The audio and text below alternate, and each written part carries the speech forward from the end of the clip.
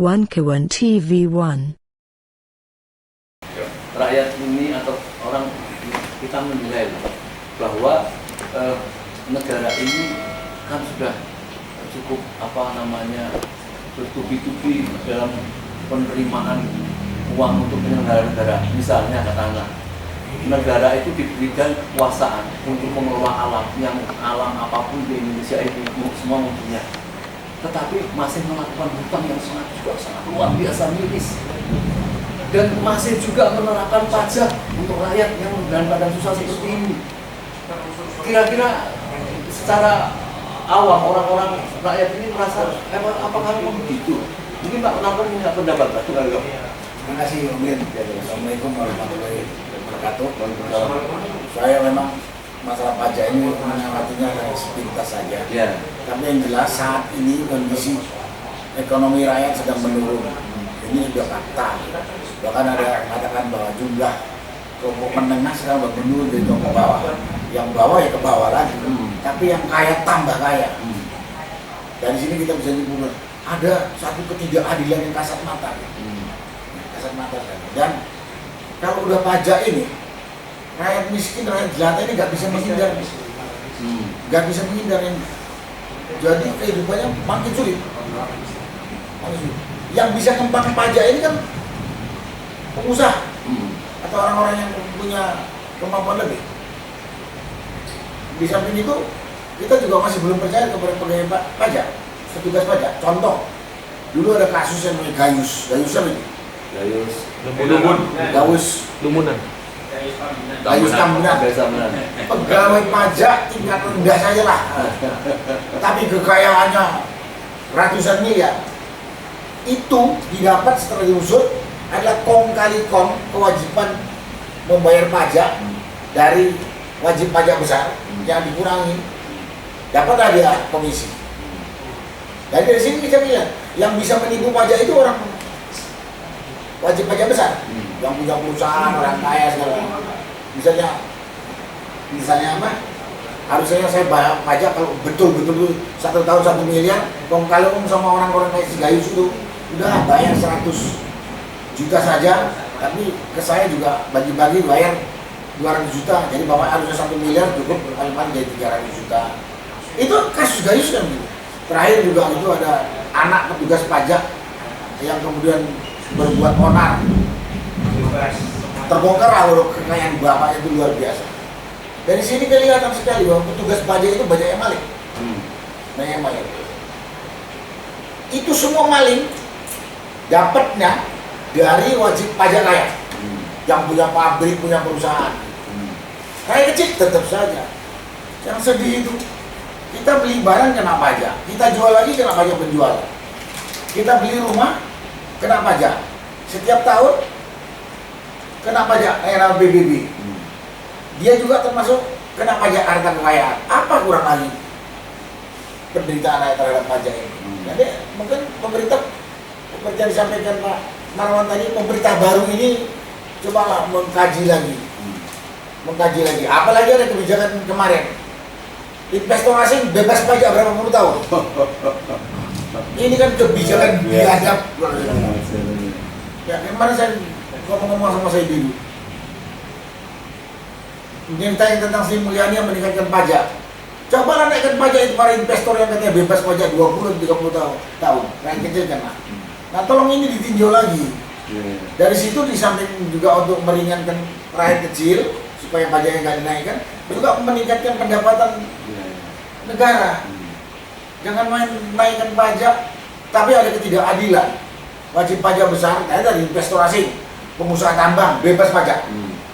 Apa ada rakyat kecil kayak kita gini yang bebas pajak?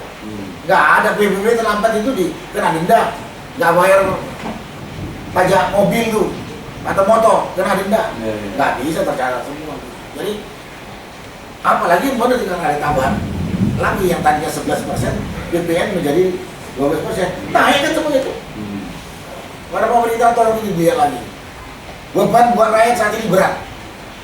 Tapi pemerintah jangan lagi membuat masalah ketidakadilan atau kesenjangan tadi. Ada investor yang bebas pajak sekian banyak. Habis itu kita masih utang lagi atau berapa banyak. Kemana itu uang? Kemana itu uang?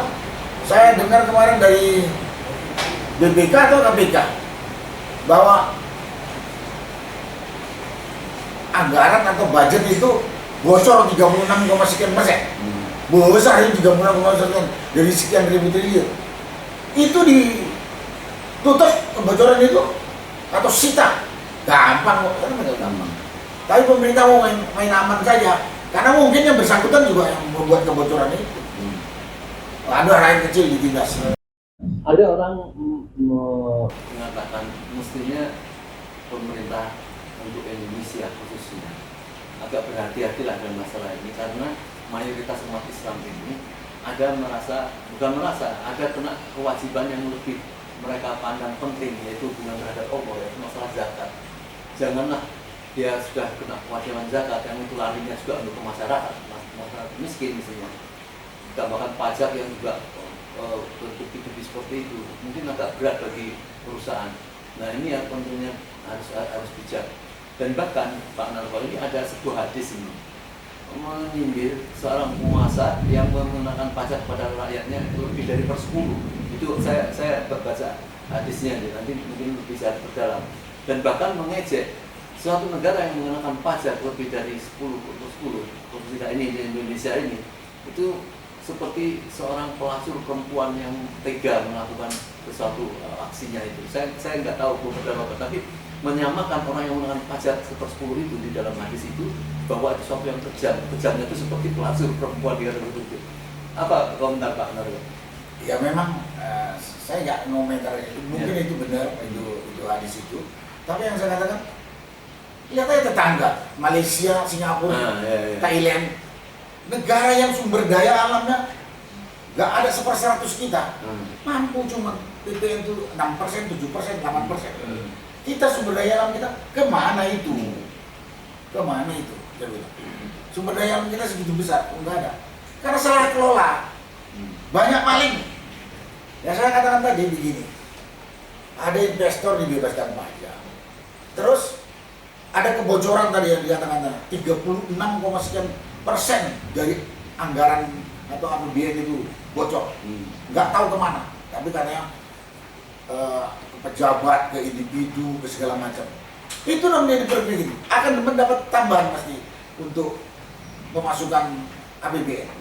Bukan rakyat kecil ditindas terus, rakyatnya makannya susah. Bapak-bapak pejabat itu sekali-sekali kita ajak ke kampung. Saya tadi baru dari kampung. Hari ini bisa makan, besok masih tanda tanya deh, makan apa saya. Jadi, kalau menurut saya tak setuju ini pajak dinaikkan. Kenapa?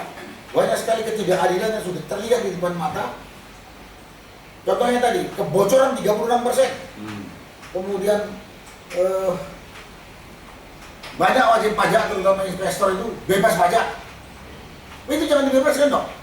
Masa rakyat kecil yang malah diguyur-guyur. Tadi saya kata, kita beli motor kena pajak, setiap tahun kena pajak, kita jual udah bobrok tuh kena pajak lagi. Apa nggak kena pajak? Dengan tambah ini, dengan PP dari 11 menjadi 12 tambah besar berat lagi kita. Karena kondisi masyarakat. Jadi apa harapan Pak Narko? Harapan saya terhadap masalah pajak ini? Masalah pajak ini tingkatkan ke pengawasan dan kontrol terhadap wajib pajak dalam rangka usaha untuk supaya menekan. Iya, menekan penipuan dan maling. Kemudian terus banyak udah nggak jadi omongin lagi lah. Contohnya Gayus Lumbun punya duit segitu banyak, kemarin ada pegawai pajak punya apa sekian banyak. Dan yang lucu itu dia dalam keadaan di penjara, kemudian ditemukan di lapangan tenis di Bali. Ya udah itu biar aja lah, itu paling banyak polisi ada yang menjaga dengan. Tapi yang jelas dari kasus itu berarti banyak wajib pajak besar yang menipu negara, dimanfaatkan oknum. Kalau itu bisa ditutup, pajak tadi dibayarkan dengan ketentuan yang berada, itu kan masuk ke negara. Masuk ke negara. Dari wajahin warung Tegal, pedagang bakso, pedagang pempek. Habis itu para investor tambang mau nasi, kenain pajak, bebas pajak lagi.